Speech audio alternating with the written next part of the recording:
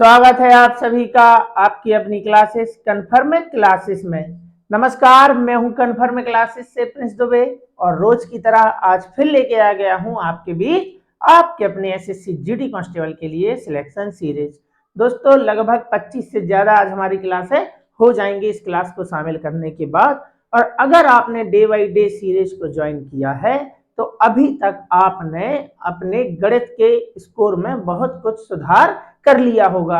यानी कि आपने कुछ बदलाव तो अपने आप में देखे होंगे कि आप क्वेश्चन को पहले से फास्ट बना पा रहे होंगे, क्वेश्चन की भाषा जल्दी समझ पा रहे होंगे, क्योंकि आप जो क्वेश्चन प्रैक्टिस कर रहे हैं यह पेपर में आए हुए क्वेश्चन है। तो आप एग्जामिनर की भाषा से मतलब परिचित हो रहे हैं कि उसकी भाषा होती कैसी है, एग्जाम की भाषा क्या होती है, क्वेश्चन कैसे आते हैं। तो आपका भी एक्सपीरियंस बढ़ता जा रहा है। बिल्कुल कम दिनों में बहुत अच्छी प्रैक्टिस आप करने वाले हैं, तो उसका फायदा आपको डेफिनेटली मिल रहा होगा और आगे और ज्यादा इसका फायदा आपको मिलेगा अगर आप डे बाई डे हमारी क्लास को ज्वाइन कर रहे हैं। किसी भी क्लास को स्किप नहीं करना है, सारी क्लासेस आपको अच्छे तरीके से देखना है, समझना है। अगर क्वेश्चन आता है आपको तो आपको वीडियो को रोक के क्वेश्चन को सॉल्व कर लेना है, और जब अच्छे तरीके से आता है तो आप उसको थोड़ा फास्ट करके देख सकते हैं, लेकिन देखना आपको फिर भी है। मल्टीपल टाइम्स अगर आपका रिवीजन हो जाता है तो विश्वास मानिए वहां आपकी जो टाइमिंग होगी क्वेश्चन को करने की बहुत ही लाजवाब होगी। क्वेश्चन को देखते ही आपके दिमाग में उसका सॉल्यूशन आ जाएगा कि इसको करना कैसे है। और जिस दिन आपका एग्जाम होगा उस दिन आप ये पाएंगे कि आपको ऐसा महसूस होगा कि आज भी हम सर के द्वारा पढ़ाई हुई सिलेक्शन सीरीज को ही सॉल्व कर रहे हैं। तो इसका फायदा आपको जरूर होने वाला है। तो चलिए फिर देखते हैं कि आज की सीरीज में पहला क्वेश्चन क्या है। ठीक, और ये रहा हमारा पहला क्वेश्चन, एसएससी एमटीएस 2024 का क्वेश्चन है। काफी अच्छा क्वेश्चन है। माता पिता और एक बच्चे वाले परिवार की 5 वर्ष पहले औसत आयु 27 वर्ष थी। तो औसत आयु दी तो है, किन लोगों की दी है? माता पिता और बच्चे। यहां लिखेंगे शॉर्ट में एम फॉर माता, यहां थोड़ा नीचे लिखेंगे ये एम माता, पी फॉर पिता और बी फॉर बच्चे। हो गया ना? तो इनकी आयु हमें दी तो है, माता पिता और एक बच्चे वाले परिवार की 5 वर्ष पहले। कितने वर्ष पहले? 5 वर्ष पहले। मान के चलो ये इनका वर्तमान है। क्या है इनका? ये वर्तमान। अब यहां से बोला है हमसे कि यहां से इन तीनों की औसत आयु का मतलब होता है हर एक, औसत मतलब हर एक की जो औसत आयु हमें दे रखी है, औसत आयु कितनी है? 27। औसत आयु कितनी है? 27। औसत का मतलब होता है हर एक, यानी कि ये भी 27 के थे, ये भी 27 के थे, ये भी थे। कब? 5 वर्ष पहले। इतना क्वेश्चन में लिखा है। तो 5 वर्ष बाद यानी कि आज, 5 वर्ष पहले इनकी औसत आयु 27 थी, तो आज इनकी औसत आयु है 32। 27 में डायरेक्ट आपको 5 जोड़ देना है। ऐसा क्यों हो गया? तो औसत का कॉन्सेप्ट होता है कि मतलब जितनी आप हर एक डाटा में अगर आप वृद्धि कर रहे हैं तो उतनी ही वृद्धि होती है औसत में। 5 वर्ष माता की आयु बढ़ेगी, 5 वर्ष पिता की, और 5 ही वर्ष उनके बच्चे की। तो तीनों की आयु 5-5 वर्ष अगर आप बढ़ा रहे हो तो हर एक में वृद्धि कर रहे हैं, और हर एक में वृद्धि का मतलब ही होता है औसत में वृद्धि। तो जो हर एक में वृद्धि होती है वही वृद्धि होती है औसत में। यानी अगर 5 साल पहले इनकी औसत आयु 27 वर्ष थी, 3 लोगों की, माता पिता और इनके बच्चे की, तो आज यानी वर्तमान में इनकी औसत आयु होगी 32। इतनी बात समझ में आ गई? आप कहेंगे जी सर। तो औसत मतलब होता है हर एक व्यक्ति 32 वर्ष का है और ये 3 लोग हैं, तो 32 तिया 96, ये इनकी आयु का आ गया योग। बात समझ रहे हो? किस किस की आयु का योग आ गया है? माता पिता और बच्चे। इतनी बात हमने सॉल्व कर ली। उसके बाद हमसे कहा है 3 वर्ष पहले माता पिता की औसत आयु 41 वर्ष थी। अब बात हो रही है सिर्फ और सिर्फ किसकी? माता और पिता की। कब? 3 वर्ष पहले। 3 वर्ष पहले इनकी औसत आयु 41 थी। तो औसत मतलब हर एक 41 का था। तो वर्तमान में, अरे वर्तमान में लाने के लिए 3 साल इनको आगे ले आओ, 3 साल इनको, यानी औसत में 3 की वृद्धि। क्योंकि 3 साल माता की आयु बढ़ेगी तो 3 साल पिता की भी बढ़ेगी। आज से 3 साल पहले का डाटा है। तो 3 साल पहले औसत 41 था, तो वर्तमान में औसत है 44, यानी कि हर एक की आयु है 44 और ये कितने लोग हैं माता और पिता, तो 44 दूनी 88, दो लोगों का आयु का योगफल है 88। इस 96 में से माता पिता और उनके बच्चे की आयु का योग है 96, जबकि माता और पिता की आयु का योग हमने अभी निकाला है 88, ये निकाल दो, आ गया 8। ये 8 वर्ष किसकी आयु निकल के आ गई, आप कहेंगे बच्चे की आयु निकल के आ गई। ये किसकी आयु है, बच्चे की आयु है। हमसे क्या पूछा है, बच्चे का जन्म कब हुआ था, अरे भाई बच्चे की उम्र आज 8 वर्ष है, तो जन्म हुआ था 8 साल पहले। पूर्व का मतलब होता है पहले। ये कॉन्सेप्ट अगर आपको आता है तो क्वेश्चन में कुछ भी नहीं था। 5 साल पहले औसत आयु 27 वर्ष थी, तो आज कितनी है औसत आयु, 32। जो हर एक डाटा में वृद्धि होती है, जो हर एक डाटा में परिवर्तन होता है, वही परिवर्तन होता है औसत में, क्योंकि औसत का मतलब ही है हर एक, ठीक है ना। तो हर एक माता की आयु भी 5 साल आगे आएगी, पिता की आयु भी और उनके बच्चे की आयु भी, तो हर एक में 5-5 की वृद्धि, इसलिए मैंने डायरेक्ट औसत में 5 की वृद्धि कर दी। 32 तिया 96 हो गया। 41 थी 3 साल पहले, तो आज कितनी होगी, 41 और 3 44। 3 साल माता की आयु बढ़ेगी, 3 पिता, हर एक की वृद्धि मतलब औसत की वृद्धि, ठीक है ना। तो ये था हमारा आंसर।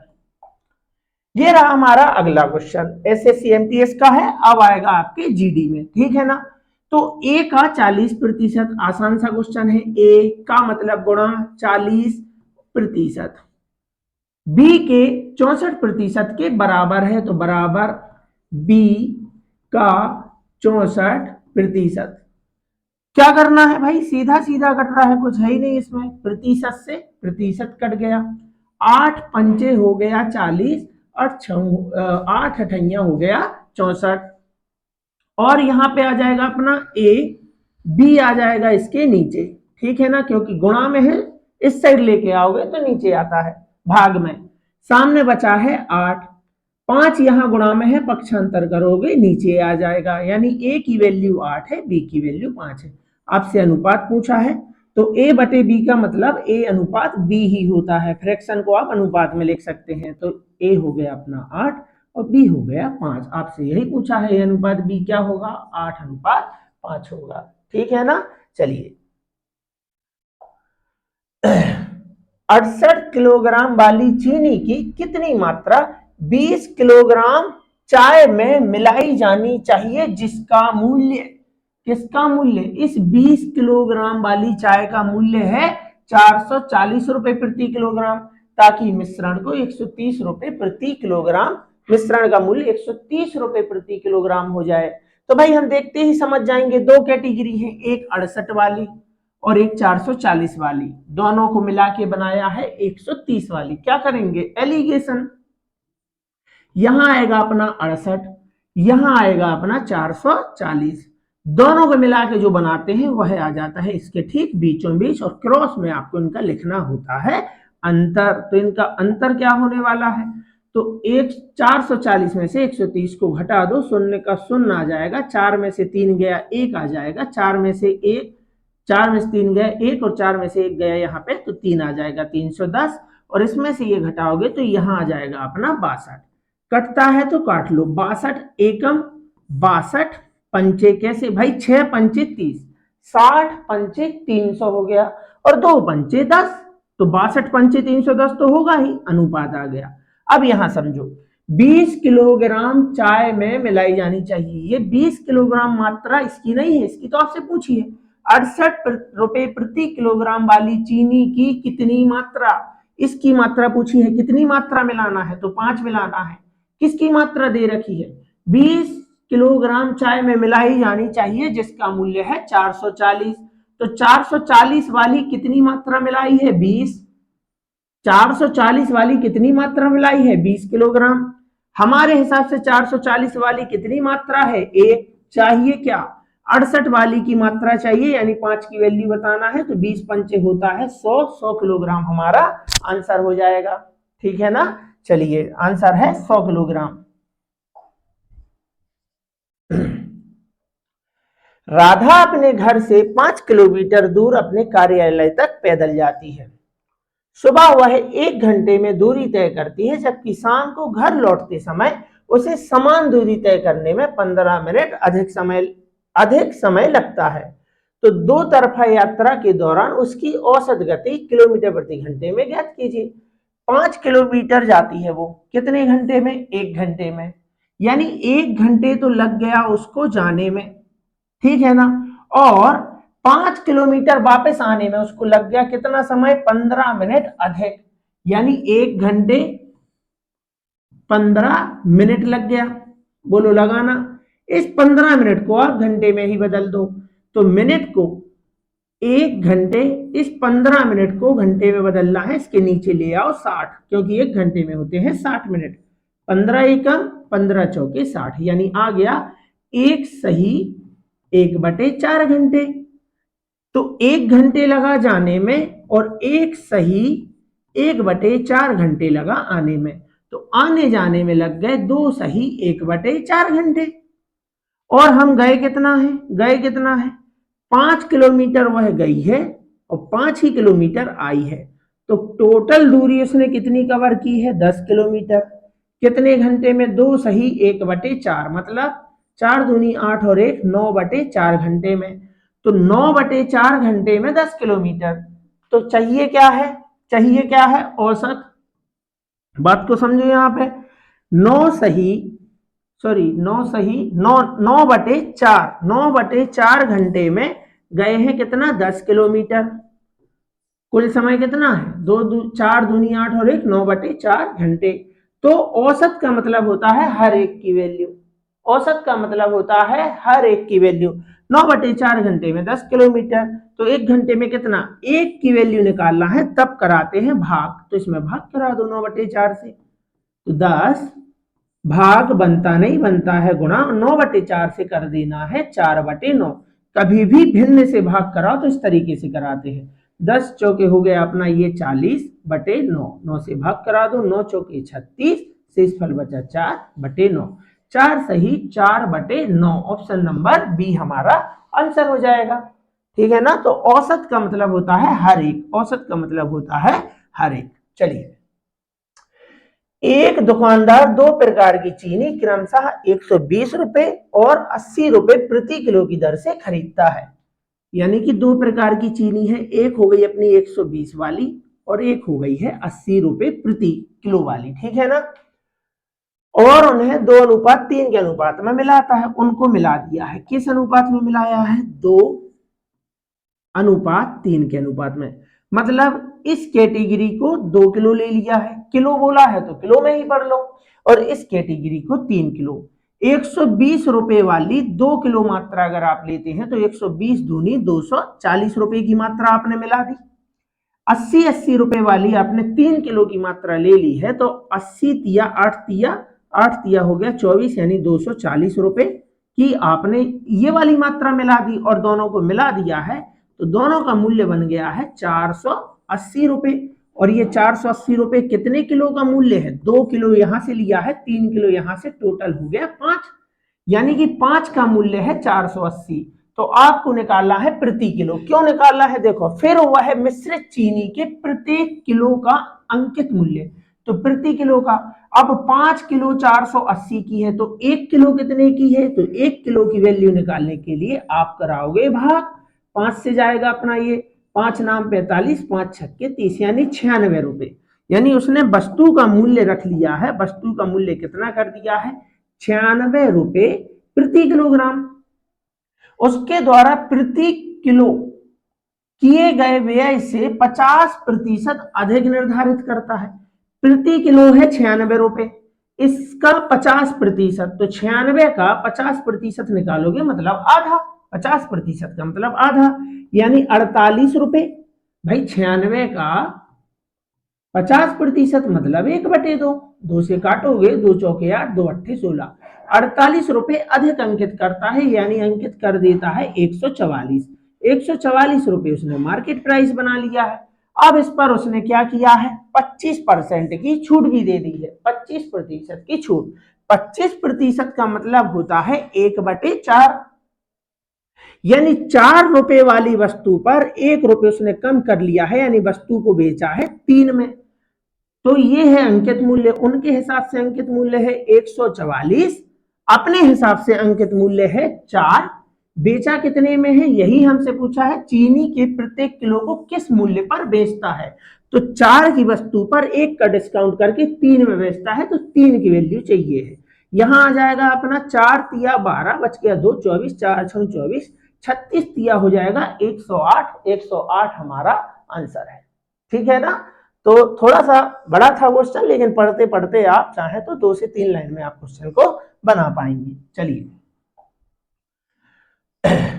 एक बेलन का व्यास उसकी ऊंचाई के बराबर है। यदि बेलन की ऊंचाई 14 है, ऊंचाई यानी कि हाइट हमें दे रखी है, कितनी है 14 सेंटीमीटर, और उसका हमें उसने व्यास बताया यानी कि डायमीटर, हिंदी में ही लिख देता हूं व्यास। व्यास भी कितना है, व्यास उसने बताया है ऊंचाई के बराबर यानी 14 ही है, तो व्यास का तो काम ही नहीं है। हमें चाहिए है त्रिज्या यानी कि रेडियस यानी कि आर। व्यास को डायमीटर बोलते हैं, आप चाहे तो डी लिख सकते हैं, ठीक है ना। तो 14 का आधा, त्रिज्या क्या होती है, व्यास का आधा, इसको आधा कर दो, 2 से जाएगा, 7 बार 2 सत्ते 14। वैसे आप देखते ही बता पाओगे कि 14 का आधा क्या होता है 7, ये हमारी त्रिज्या है। अब हमें चाहिए है कुल पृष्ठीय क्षेत्रफल। क्या चाहिए है, कुल पृष्ठीय क्षेत्रफल हमें चाहिए है। किसका चाहिए है भाई, बेलन का। देखो ये होता है बेलन, ठीक है ना, बेलन यहाँ पे अपन बना लेते हैं। देखो ये है अपना बेलन, तो बेलन का चाहिए क्या है, कुल पृष्ठीय क्षेत्रफल। तो कुल पृष्ठीय क्षेत्रफल क्या होता है, कुल पृष्ठीय क्षेत्रफल का मतलब होता है, जैसे मान के चलो ये देखो, ये क्या है, ये बेलन ही तो है, ये बेलन ही तो है, ऐसा ही होता है बेलन। पृष्ठीय क्षेत्रफल का मतलब होता है, पहले आपको इस चारों तरफ इसको कवर करना है, यहां मान के चलो इसमें कागज लगाना है। कुल पृष्ठीय क्षेत्रफल मतलब इसकी पूरी सतह पर आपको कागज लगाना है, तो पहले लगाना है हमें इसके चारों तरफ।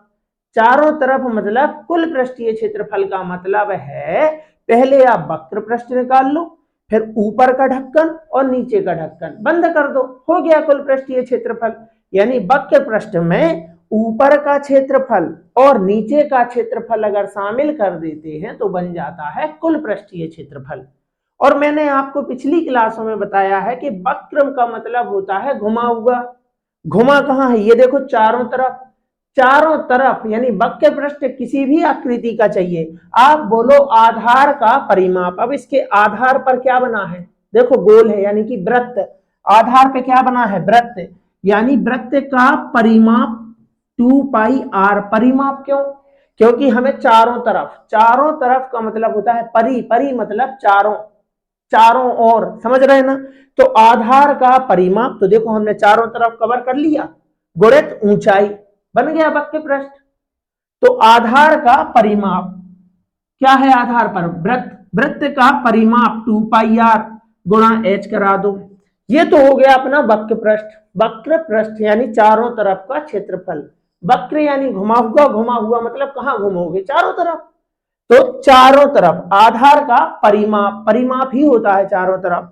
किसी भी आकृति का वक्र पृष्ठ चाहिए है, बोलो आधार का परिमाप, आधार पर बना है वृत्त, और वृत्त का परिमाप होता है 2 पाई आर, गुणा करा दो ऊंचाई का। 3D में सिर्फ ऊंचाई बढ़ जाती है और कुछ नहीं।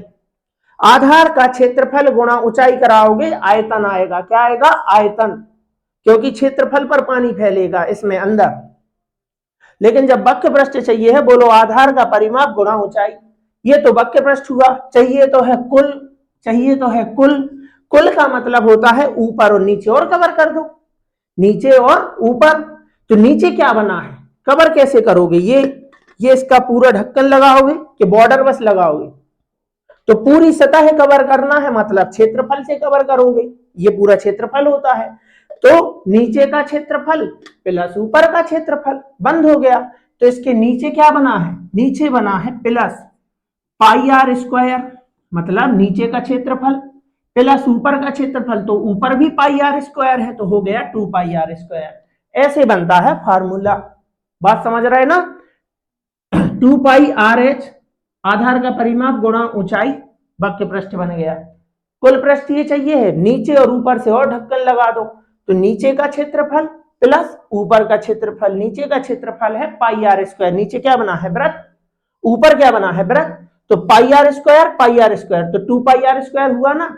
एक पेन दो पेन, एक पेन कितने पेन, दो पेन, एक टूटा पेन दो टूटा पेन, टोटल कितने पेन हो गए, 3 टूटा पेन। ऐसे ही pi r square, 2 pi r square, ठीक है ना। अब यहां पे देखो 2 पाई आर कॉमन है, इसलिए इसको एक बार लिखते हैं 2 पाई आर, जो बचा उसको ब्रैकेट में लिख दो h धन आर कितने बार था, 2 बार, एक बार हमने लिख लिया अंदर, एक बचा, लो भाई फार्मूला बन गया।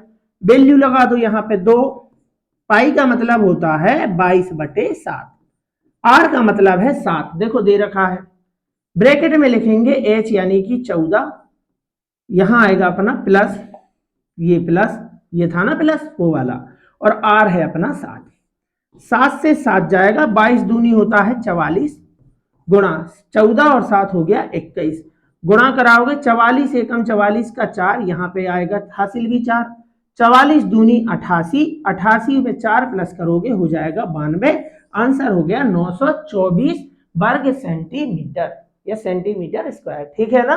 तो ये हमारा आंसर था। चलिए तो अभी तक आपको कमेंट बॉक्स में बताना है कि आपने कितने क्वेश्चन अभी तक सॉल्व कर लिए हैं, ठीक है ना। चलिए, यदि एक नाविक 10 किलोमीटर प्रति घंटा की गति से धारा के प्रतिकूल मतलब धारा के विपरीत, इंग्लिश में बोलते हैं अपस्ट्रीम, मतलब यूएस दे रखा है कितना 10 किलोमीटर प्रति घंटे, और 12 किलोमीटर प्रति घंटा की गति से धारा के अनुकूल नाव चला सकता है। अनुकूल मतलब होता है धारा के साथ, डाउन स्ट्रीम, किस चाल से, 12 किलोमीटर प्रति घंटे। अब आपसे पूछा है स्थिर जल में नाव की गति और धारा की गति का अनुपात बताइए।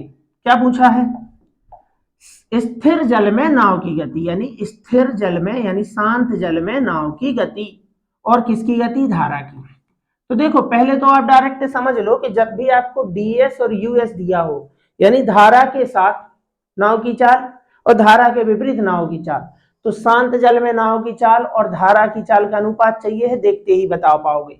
दोनों को जोड़ के लिख दो, 10 और 12 कितना हो गया 22, और दोनों का एक बार अंतर लिख दो, 10 और 12 का मतलब 12 में से 10 गया तो 2, और बस कटता है तो काट दो, 2 एकम 2, 2 से जाएगा 11 बार, अनुपात आ गया 11:1, ठीक है ना। अब देखो बात इतनी समझ में आ गई, क्या करना है, जब भी डीएस और यूएस दिया है और अनुपात पूछ ले स्थिर जल में नाव का, नाव की चाल का और धारा की चाल का, तो एक बार जोड़ के लिख दो, एक बार उनका अंतर लिख दो, और उसके बाद कटता है तो काट दो, आपका अनुपात आ गया। उसके बाद क्या करना है, जैसे मान के चलो, अब आपको और अच्छे से डिटेल में समझना है कि होता क्या है, कैसे निकालते हैं। अगर आपसे पूछ ले कि हमें सिर्फ चाल बता दो, तो स्थिर जल में नाव की चाल जब भी आपको निकालना है और आपके पास डीएस और यूएस है, तो दोनों को जोड़ते हैं, तो 12 और 10 यानी डीएस प्लस यूएस दोनों को जोड़ते हैं, तो कितना हो गया 22, और बटे कर देते हैं 2, यानी 22 का कर देते हैं आधा, तो देखो 11 आ गई स्थिर जल में नाव की चाल, ठीक है ना। उसके बाद जब आपको चाहिए है धारा की चाल, तो धारा की चाल कैसे निकालते हैं, दोनों का लिखते हैं अंतर, तो 12 और 10 का अंतर कितना है 2, और इसका भी कर देते हैं आधा, 2 से भाग करा दो तो हो जाता है आधा, तो आ जाएगा अपना 1, तो ये लो ऐसे में भी आंसर आ जाएगा। तो शांत जल में नाव की चाल कैसे निकालते हैं, डीएस और यूएस को जोड़ दो और आधा कर दो, 10 और 12 यूएस डीएस या डीएस और यूएस दोनों को जोड़ दो और कर दो आधा। कब जोड़ना है कब घटाना है सर, हम तो भूल जाएंगे। अरे भाई नाव की चाल हमेशा धारा की चाल से होती है ज्यादा, अब ज्यादा कैसे होगी, जब आप जोड़ोगे तभी तो होगी, घटा दोगे तो कैसे ज्यादा होगी, इसलिए जोड़ के आधा करोगे, जोड़ के आधा करोगे तो आता है शांत जल में नाव की चाल। किसको जोड़ना है, डीएस और यूएस। डीएस क्या होता है, धारा के साथ नाव की चाल को डीएस बोलते हैं, डाउन स्ट्रीम, और धारा के विपरीत अगर जब आप नाव के साथ चलते हैं तो उस चाल को बोलते हैं अप स्ट्रीम यानी कि यूएस। तो डीएस और यूएस को जोड़ दो और आधा कर दो, स्थिर जल में या शांत जल में नाव की चाल आ गई। देखो 10 और 12 हो गया 22, 22 का आधा है 11। दोनों को घटा के दोनों का अंतर, तो 12 में से 10, 10 में से 12 जाएगा नहीं, डीएस में से यूएस घटाते हैं, 12 में से 10 गया, बचा 2 और 2 का आधा होता है 1। तो ऐसा करने से आती है धारा की चाल और यही इनका अनुपात है 11:1। वो रहा ऑप्शन नंबर बी। चलिए चलिए, अगर आता है तो सॉल्व कीजिए, तब तक थोड़ा सा पानी पी लिया जाए। चलिए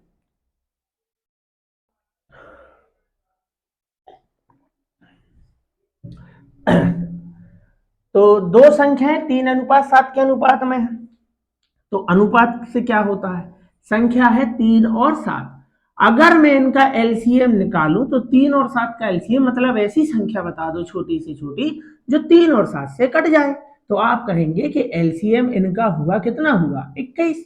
बस अपने पास ब्रह्मास्त्र है, उनके हिसाब से एलसीएम 126, हमारे हिसाब से एलसीएम 3 और 7 का हमने निकाला, भाई हमारा तो 21 आया। चाहिए क्या, चाहिए क्या, संख्याओं का योग, तो 7 और 3 का योग कितना है 10, यानी 10 की वैल्यू चाहिए। 21 एकम, 21 से जाएगा 6 बार, 2 ही 6 12, 1 छक्के 6, 20 छक्के होता है 120 और 1 छक्के 6, तो 120 और 6 126, 6 गुणा 10 कराओगे आंसर हो जाएगा 60। ठीक, चलिए 8 सदस्यों वाले एक परिवार का औसत वजन 56 किलोग्राम है। दादा दादी परिवार में मिलने आते हैं। अब परिवार के 10 सदस्यों का औसत वजन 64 किलोग्राम है। दादा दादी का औसत वजन किलोग्राम में ज्ञात कीजिए। कितने लोग हैं, अभी तो 8 लोग हैं, सबका औसत क्या चल रहा था 56। अगर दादा और दादी भी 56 किलोग्राम के आ जाते तो ना औसत बढ़ता ना घटता, ये औसत का कॉन्सेप्ट होता है। जितनी आप मतलब जितना औसत चल रहा है उतना ही आप कितने मतलब उतने ही वजन का आप कोई भी मेंबर शामिल कर लो तो ना औसत बढ़ेगा ना घटेगा, लेकिन औसत बढ़ गया है। अब औसत हो गया है 64, पहले था 56, तो कितना बढ़ गया है, आप कहेंगे 8 से बढ़ गया है। कितना बढ़ गया है भाई, 8 से बढ़ गया है, और लोग कितने हैं 10, तो 10 लोगों पे कितना बढ़ गया है 8 धाम 80, ठीक है ना। अब आए कितने लोग हैं, आए कितने लोग हैं, यहां लिखेंगे अपन, देखो यहां लिखते हैं 56, आए कितने लोग हैं 2, दादा और दादी। क्या हमसे उन्होंने इनका कुल वजन पूछा है, तो कुल वजन नहीं पूछा है, हमसे पूछा है औसत वजन। तो 2 लोगों के आने से 80 किलोग्राम का फर्क पड़ा है, 2 लोगों के आने से 80 किलोग्राम बढ़ गया। कैसे आया 80, 56 था, औसत हो गया है 64। औसत मतलब हर एक में 8 की वृद्धि, और लोग हो गए हैं 10, तो 8 धाम 80 की वृद्धि।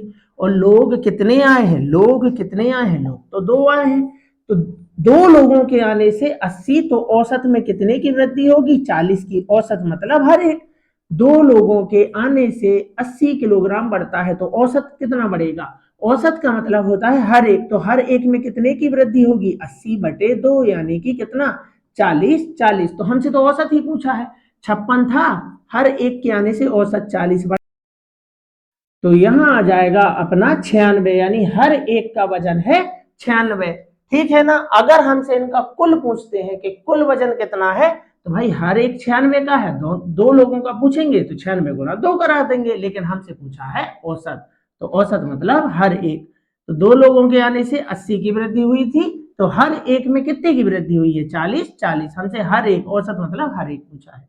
चलिए ये रहा हमारा अगला क्वेश्चन, किस राशि पर 16% वार्षिक ब्याज दर से 3 वर्षों में 240 रुपए साधारण ब्याज प्राप्त होगा। तो देखो सबसे अच्छा तरीका मैंने बताया 16 दर गुणा समय, 1 साल का 16%, वार्षिक मतलब 1 साल, तो 3 साल का कितना 16 3 48, यानी कि उनके हिसाब से ब्याज है 240, अपने हिसाब से ब्याज है 48। हमसे पूछा क्या है मूलधन, और मूलधन क्या होता है, मूलधन होता है अपने आप में 100%, तो यहाँ 100 की वैल्यू चाहिए। 48, 48 से जाएगा 5 बार में, 4 पंचे 20, 8 पंचे 40, 5 गुणा 100 कराओगे आंसर आएगा 500। और अगर आपको भिन्न बना के करना है तो आप भिन्न बना के कर दो। 16% का मतलब होता है क्या होता है 4/25, तो ब्याज किस पर मिलता है, मूलधन पर, नीचे वाली संख्या मूलधन है।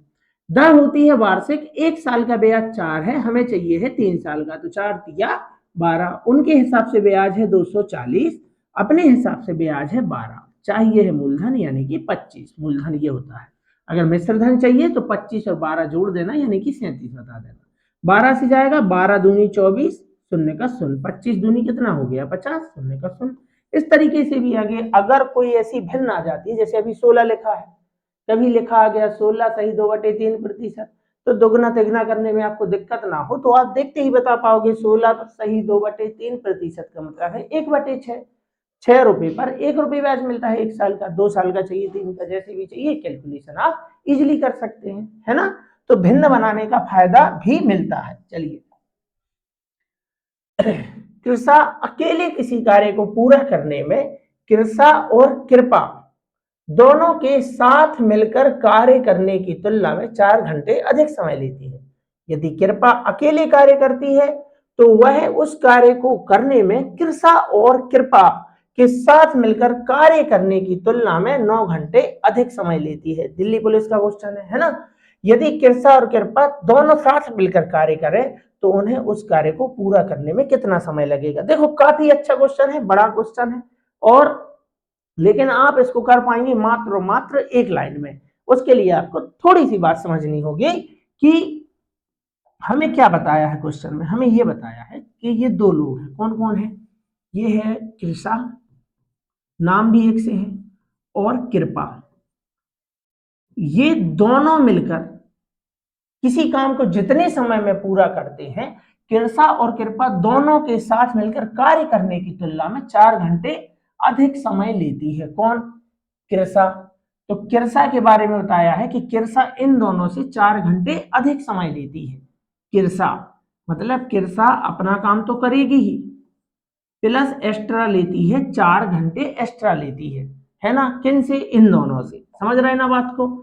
यानी कि आपका कॉन्सेप्ट अगर मैं शॉर्ट में समझा दूं तो ये है कि जैसे मान के चलो दो लोग हैं ए और बी। अब ए अगर अगर जैसे ए है, इन दोनों से 4 दिन एक्स्ट्रा समय लेता है। जितने दिन में ये दोनों काम करते हैं उससे भी 4 दिन एक्स्ट्रा में ए करता है इसी काम को। और जैसे मान के चलो बी है तो बी, ए, कृषा और कृपा यानी ए और बी दोनों की तुलना में ये दोनों जितने दिन में काम करते हैं उससे भी 9 दिन एक्स्ट्रा काम करते हैं। तो इसका सीधा सीधा कॉन्सेप्ट है, आप देखते ही बता सकते हो कि कृषा और कृपा दोनों मिलकर इस कार्य को कितने दिन में करते हैं। यानी कृषा और कृपा तो जितने दिन अधिक ले रहे हैं, सिर्फ जितना एक्स्ट्रा समय ले रहे हैं। कृषा एक्स्ट्रा समय ले रही है कितना, 4 घंटे का। उसके बाद उसने बताया है कि वही कार्य पूरा करने में कौन, कृपा, कितने घंटे एक्स्ट्रा ले रही है, 9। किसकी तुलना में एक्स्ट्रा ले रहे हैं, जब वो दोनों मिलके जितने दिन में काम करते हैं। जैसे ये दोनों मिलके मान के चलो 10 घंटे में काम करते हैं तो उससे 4 घंटे एक्स्ट्रा लेती है कौन, कृषा, यानी 14 में करती है। अगर ये दोनों 10 घंटे में कर रहे हैं उससे 9 घंटे एक्स्ट्रा में कौन करती है, कृपा, यानी कि 19 घंटे में। तो अधिक का दिया है, इनके द्वारा लिया गया समय नहीं दिया है, इनके द्वारा एक्स्ट्रा लिया गया समय दिया है। तो आप इन दोनों का देखते ही समय बता पाओगे कि इन दोनों ने कितनी देर में काम किया है। कैसे बताएंगे सर, आपको लगाना है सिर्फ अंडर रूट, और ये जो एक्स्ट्रा दिख रहा है बस उसका गुणा करा देना है। 4 गुणा 9 कितना हो गया, अंडर रूट 36। छोटी संख्या है तो गुणा करा लो। और 36 का वर्गमूल क्या होता है, 6। यानी कि कृषा और कृपा दोनों मिलकर काम को करती हैं 6 घंटे में। कितने घंटे में, 6 घंटे में। यही हमसे पूछा है। तो उन्हें उस कार्य को किसे, कृषा और कृपा दोनों साथ मिलकर उस कार्य को कितने घंटे में करेंगी, 6 घंटे में। ठीक है ना। तो जितना एक्स्ट्रा समय ले रहे हैं दोनों का गुणा करा दो और उसका वर्गमूल बता दो, बस। ठीक है ना। 4 नाम 36, 36 किसका वर्ग है, 6 का। चलिए, और आपको अच्छे से याद रहे क्योंकि एक्सपेक्टेड क्वेश्चन है, आएगा ही आएगा, इसलिए मैं एक और क्वेश्चन लेके आया हूं बिल्कुल आसान भाषा में। ए तथा बी किसी कार्य को करने में ए और बी से 12 तथा 3 दिन ज्यादा लेते हैं। कौन, ए और बी। तो आप सबसे पहले क्या निकाल सकते हैं, ए प्लस बी के द्वारा लिया गया समय। कैसे निकालते हैं, पहले लगाते हैं वर्गमूल और दोनों जितना एक्स्ट्रा समय लिया है उसका कराते हैं गुणा। 12 तिया 36। अब भी सीखा हमने 36 किसका वर्ग है, 36 का वर्गमूल क्या होता है, 6। तो ए प्लस बी के द्वारा लिया गया समय है क्या है, ये 6 दिन। ठीक, लेकिन हमसे क्या पूछा, ए उसे कितने दिन में लेता है, तो ए कितने दिन में करेगा। अरे ए ने 12 दिन एक्स्ट्रा लिए थे। ये देखो, ए तथा बी क्रमशः ए 12 दिन एक्स्ट्रा लेता है, किससे, ए और बी के द्वारा लिए गए समय से। तो ए और बी 6 दिन लेते हैं, 6 से एक्स्ट्रा 12 दिन एक्स्ट्रा यानी कि 18 दिन लेता है। कौन लेता है? ए। तो हमसे यही पूछा है, ए उस काम को कितने दिन में करता है? कितने दिन में करता है? 18 दिन में करता है। ठीक है ना। तो ये थे हमारे आज के 12 क्वेश्चन। लास्ट के 2 क्वेश्चन बिल्कुल एक जैसे हैं।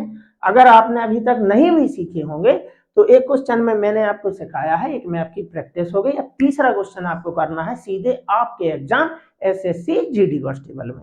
ठीक है ना। तो आई होप आपको बहुत अच्छे तरीके से समझ में आया होगा और आप इस सीरीज को बहुत अच्छे तरीके से समझ पा रहे होंगे।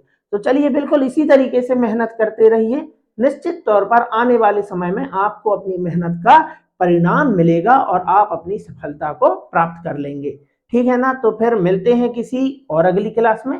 तब तक के लिए इसी तरीके से अच्छे से मेहनत करना है और जुड़े रहना हमारे साथ, और बीच बीच में अपनी क्लास को लाइक करते जाना है और बच्चों तक शेयर करते जाना है अगर आपको अच्छा लगता है तो चलिए फिर मिलते हैं किसी और अगली क्लास में। तब तक के लिए आप सभी का बहुत बहुत धन्यवाद।